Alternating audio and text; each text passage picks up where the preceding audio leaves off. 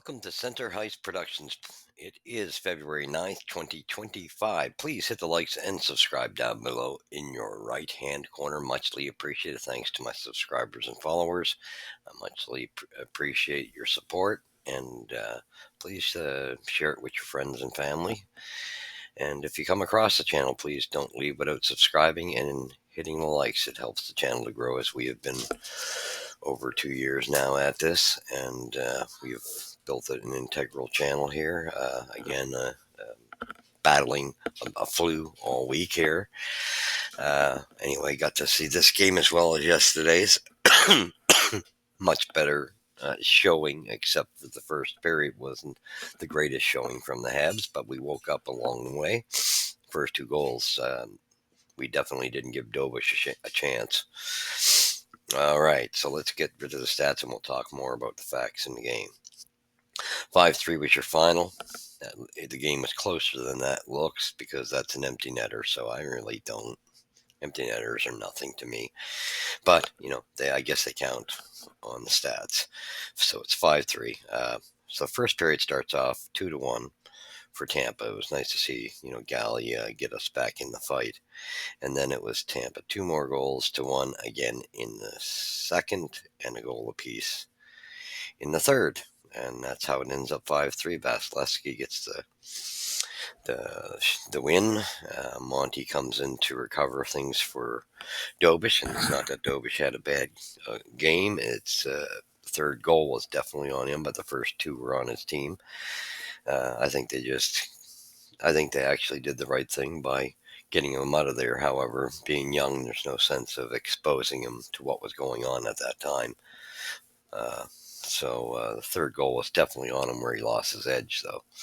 Gergetsen gets the winning goal. All right, 3 stars. Victor Hedman. He gets a goal and assist for -1. He's always effective against the Habs. What a game by Gallagher. What a game. I can't say enough about Galley. He just, so much heart. He really brought the fight and brought the boys back into the fight with 2 goals, no assists, even plus minus. Braden Point. Kind of shocked I picked Point as the third star, but I guess I had to pick somebody, and he had a goal with a +1. I think there were other players that could have been above him in that, though. Anyway, so scoring summary starts 6:56.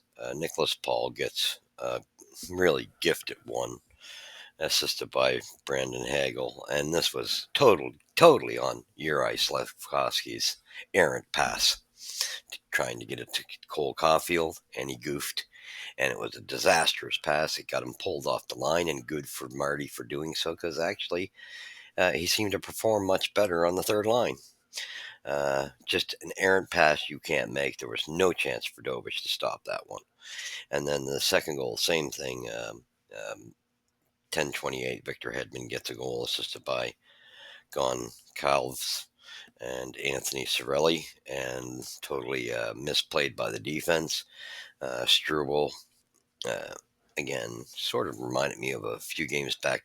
Jack, I did the similar thing, but it was also Hudson. I believe it was Hudson, his partner. Anyway, they were totally out of position, so it ended up being like a 3-on-1, and he just committed himself too much to the boards, and the 2 guys wide open, no chance. Victor Hedman's going to bury that every time of the day of the week, so that gives you a 2-0 lead. Not a great start. So nothing on. It was really, they really left Dobish to hang to dry. In 18:53, Brendan Gallagher gets us back in the fight, assisted by Alex Newhook and Mike Matheson on the power play. Seems like that second power play has been becoming extremely effective, and it's been going right through Galley. I can't say enough about him. So that gets us at least, back in the game going into the second. 105, Braden Point scores one, assisted by Jake Gensel and Victor Hedman on the power play. However, this is the third goal. This one is on Dobish. He totally loses his edge, and Point will never get a more open net than that, whereas Dobish couldn't get back into position because he lost his blade, his edges. and that's totally on him misplaying that, cueing that one. So that one he took, and I think Marty made the right move of just getting him out of there, because between the combination of them leaving him out to hang and dry and that play, they didn't want to destroy his confidence entirely. All right, 6:43. Zemus Gergeson gets his first goal as a Lightning player, assisted by Cam Atkinson and Messiman. And so that things didn't look good there, 3-1. And then 12:45, Christian Dvorak, assisted by Savard and Slavkovsky. That got us back in very, in the game. So it was much closer. But unfortunately, great. So and Slav looked much better on that unit. Third period, Brendan Gallagher gets a goal, and he was just phenomenal. Anthony Cirelli gets another goal. So they had, Gallagher had gotten us within one, and which was quite impressive that it was 4-3 for a bit there. And then until the Cirelli goal at the end, uh, with Gensel and Hagel setting it up. But the boys, with Lonnie and a couple, I forget who the other player was, a couple of them blocking shots, they gave an effort to try to keep that out, but hard to do with that empty net. All right, so 35-21 were the shots in favor of Montreal. Hits 29-26 for Montreal. Faceoffs 39-31 for Montreal. Power play 1-for-1 for the Lightning. Power play for Montreal 1-for-2. Penalty minutes 6 for Tampa and 4 for Montreal. Giveaways 19-15 for Montreal. That's where a lot of their problem was in giving away the puck. Takeaways 11-7 for Montreal. Block shots 25-16 for Tampa. They were really in the zone. So really, this was, again, didn't look good in the early going. No, not a chance. The first period, you would have wanted to write it off. However, it was nice to see Galley get us some life, and he's been just dragging us into the fight. That was nice to see. Nice to see. Definitely.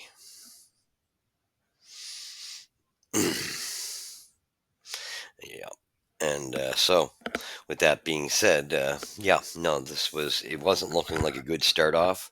But anyway, Montreal was wise. And it was finally really good to see the coaches make a good decision on just protecting the young goaltender after, like I said, the team didn't help him with those first two goals. That's for darn sure, between Slav and a couple of Struble and them in the second goal. They didn't give him any help whatsoever. Um, so that was, and then he makes his own error. I think they sensed his confidence had cracked a bit. So they thought, rescue him and get him out of there so he's not damaged too much. That being said, Brendan Gallagher really brought us into the fight, and I can say taking Uri Slavkovsky off that first line was the best thing they could have done. He actually fit that he got going and actually made a nice uh, opening by taking out Hedman, so that Hedman couldn't get to Galley, so Galley could get one of those goals. So he was effective with his physicality. And that's what I'm saying. If he would just bring that all the time and use his smarts, that way he'd be effective. So that was good to see. So he did improve coming into the third line, and I think, truthfully, I think they should keep him there. I didn't mind seeing Evans up with that first line, because something had to give. Now, that's what it was. Uh, what a game by, I say, for me, the players that stood out. Gallagher, Josh Anderson deserved a goal in this game. It's a shame he couldn't get one. He was so effective. He worked his ass off. Dvorak had a strong game as well. So those were your strongest players of the game up front. Nick had a half decent game, and so did Caulfield. But I just say, more so, Galley and Anderson were the standouts by far. Um, good game, good game.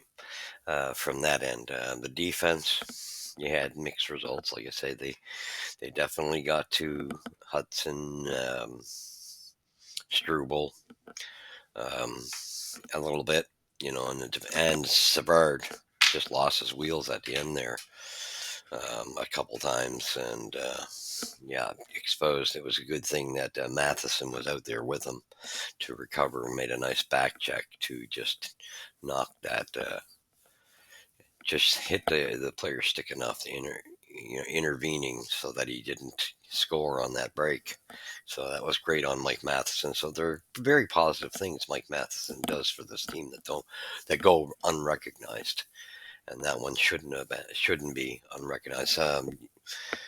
Yeah, Jack, I did have a bit of a one blunder there, missing one assignment in the very beginning there, uh, but nothing outrageous. He had a pretty strong game, actually. He was one of the guys that stood out, if you ask me. Him and Carrier stood out very strong, and so did Mike Matheson. So there was a lot of fight. I give it granted this was a much better game played by the Habs. At least they were in the fight to the bitter end. This was this is a loss you can live with. They came to play finally. They woke up in the second and you knew they had to come back and clean things up, and they fought back. That's what you want to see them in there and pull that fight. But boy, there's definitely things to be cleaned up. You know, there's Lonnie's got to get his game going. He made some nice plays at the end in the defensive zone. Was a bit of a threat there for at moments, but again, yeah, there's just a lot more we got to do as a team. And this team is not going to be playoff bound whatsoever. We should know that. They need this break, that's for sure. Hopefully they'll come back with their group because they look like they're a team that's banged up. When I look at Josh Anderson, I think there's bumps and bruises to heal over. That period of the Four Nations will do them good. But however, I don't expect whatsoever um, there to be this team being in the mix. They're not going to be there. I project them to be, uh, like I say, somewhere within the bottom 10 of the league. So that's where I expect them to finish off. They'll be under the mix. However, what we hear that now, from this coming from Pierre LeBrun through the intermission, the insider, we heard that now Kent Hughes is open for business. He's made it clear he's taking calls on basically. So it sounds like he's looking at it now at this point as the sale is on. It sounds like they realize they're not going to be in the mix. So it sounds like Savard, Armia, and I guess there's a lot of interest in Armia and Evans. Of course there would be. I mean, look at what those two are doing, tearing up together, and I think that would be a huge mistake for Montreal to let slip away as Evans and Armia. However, we got news out of that interview with Pierre LeBrun that it's not looking promising for Evans to re-sign in Montreal. Um, from what he says, unfortunately, it sounds like the negotiations are quite far apart. So when I hear something like that said, it sounds like Jake Evans wants to cash in on his next contract. So do not be surprised if Jake Evans is moved. Unfortunately, I think the Habs probably have done everything they can to hold him. There's only so much you can do. Uh, that being said, uh, it is what it is. You got to get something for those guys going out. So, yeah, open business. However, in what Pierre LeBrun said, also was that he made it quite clear: don't come to us with jokes for offers because we don't necessarily have to make these moves. We don't, have to jump on anything truthfully, and we're not just going to jump at anything. So he's making the rest of the NHL know if you want some of these guys, you come to us with serious offers. I like hearing that. I really like what this management group is doing. And like I say, they own up when they make mistakes. Like they sold, Barron what they thought had a good projection. That was a Kent Hughes move. He owned up to it and realized it wasn't panning out.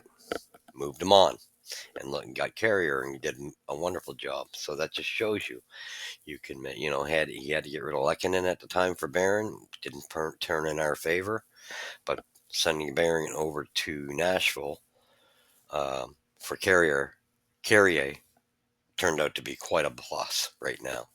So, he finally gets something. And that's being a man enough to admit, okay, hey, it was my call, but it just didn't work out for us. Those are good GMs when they can admit that and not just hold on to a guy because they don't want to be wrong, right? They just don't want to give up on it, where we've seen that in the past, haven't we not? So, yeah, anyway, thank God for the break. I think we all even need it as fans. Interesting to see if there will be some moves made. I think there's a freeze on. I'm not sure if they freeze things while that Four Nation goes on for trades. I would hope they wouldn't, but I thought I heard something like they did. Anyway, we'll see what happens. But at least today if Montreal could play like that, at least that's respectable. But yeah, I do think that for Mr. Young Slavkovsky, I think that was a good move, and he accepted it, the demotion today, and that was good on him because he played much better with uh, Galley and Dvorak for sure. That was just seemed to work better there. So with that being said, that's the way she went today. No surprise. Again, this is a team that just, they're running into teams that are fighting for playoff spots, and it's much tighter. They're not at that level yet. Maybe in 2 years. Won't be next year, but a year after expected. Anyway, thank you for watching. You've seen it here at Center Heights Productions. Please hit the like, subscribe, share it with your friends and family, and share it with others. Where the puck drops first, here at Center Heights. God bless. Catch you in the next episode. Have a good Four Nations, and we will be back when the Four Nations. We might have some tapes if any news breaks on trades or something. Anyway, yeah, and today's Struble was in place of Mayu in the lineup. And he did half decent. He made some errors, no doubt about it. But he, he had an okay game. All right, thank you for joining me. God bless.